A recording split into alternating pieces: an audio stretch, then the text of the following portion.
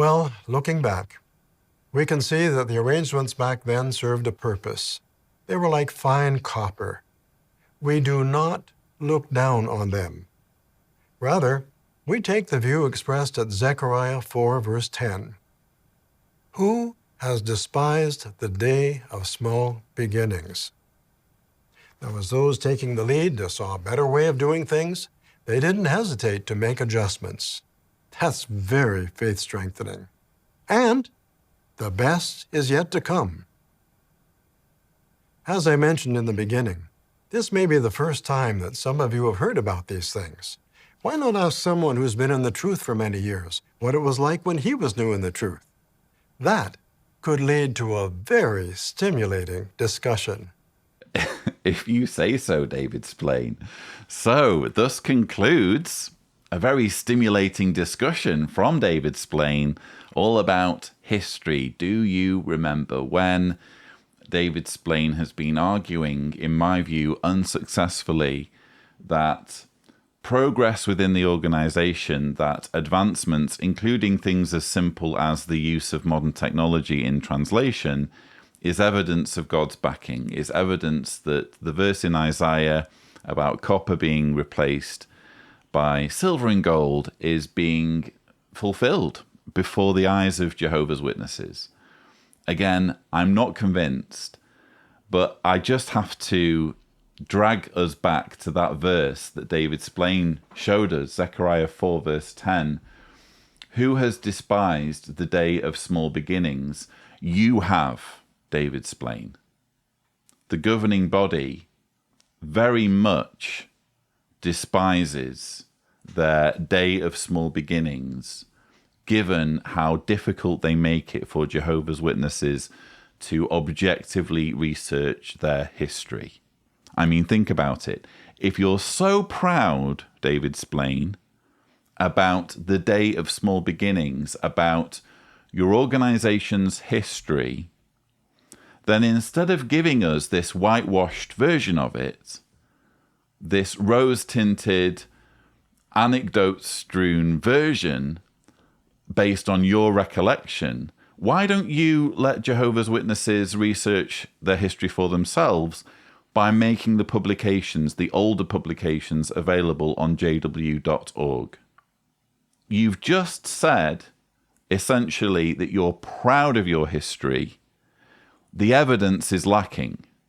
If you're truly proud, the older publications, the Harp of God, Millions Now Living, The Finished Mystery, Studies in the Scriptures, should all be available. All of the older watchtowers, Awakes, Consolations, Golden Age, whatever you want to call it, they should all be on jw.org.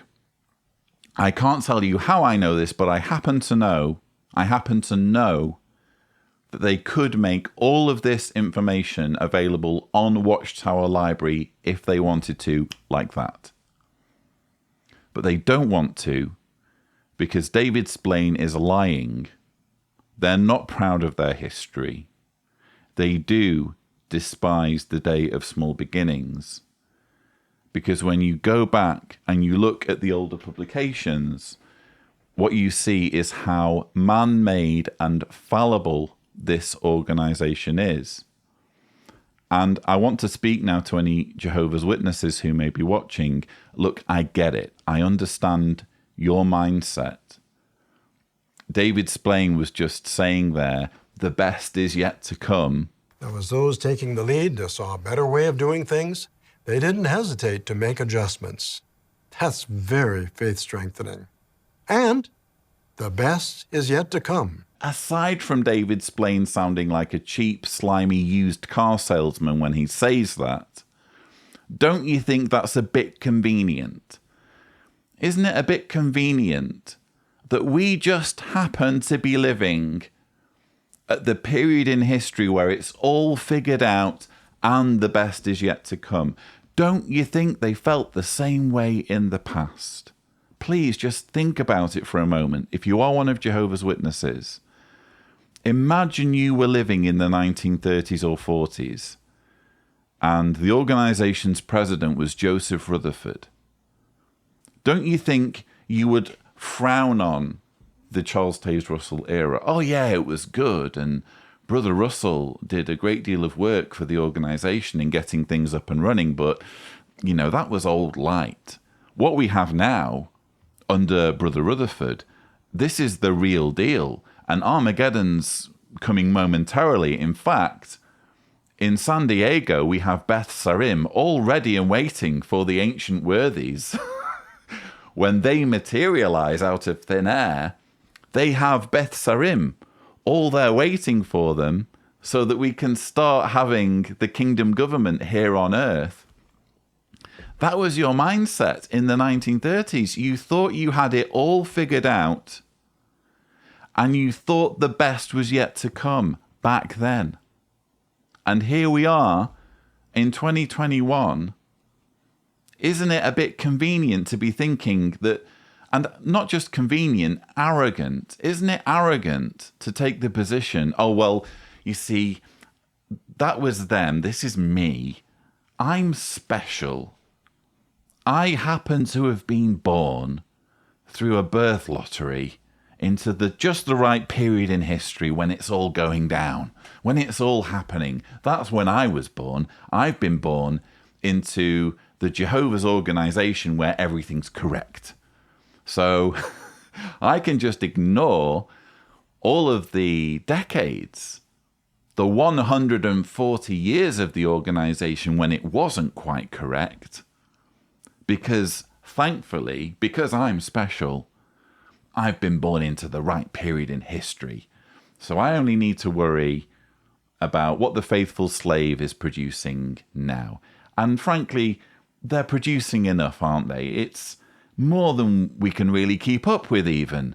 All of the bounteous spiritual food that we're getting on jw.org in the broadcasts. We can't keep up with it all. And the time left is reduced. We don't have enough time to be going back and analysing our past, to be going back and reading the Rutherford Rainbow or studies in the scriptures. Don't you think they had exactly the same attitude in the past? Don't you think they thought they were special?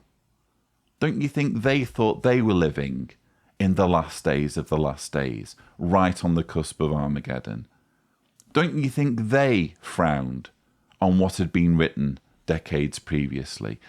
You're just repeating exactly the same mistake. If you happen to be a Jehovah's Witness who thinks this way, please stop and ponder, because quite frankly, all you're doing is allowing history to repeat itself. You are repeating the mistakes of past generations of witnesses.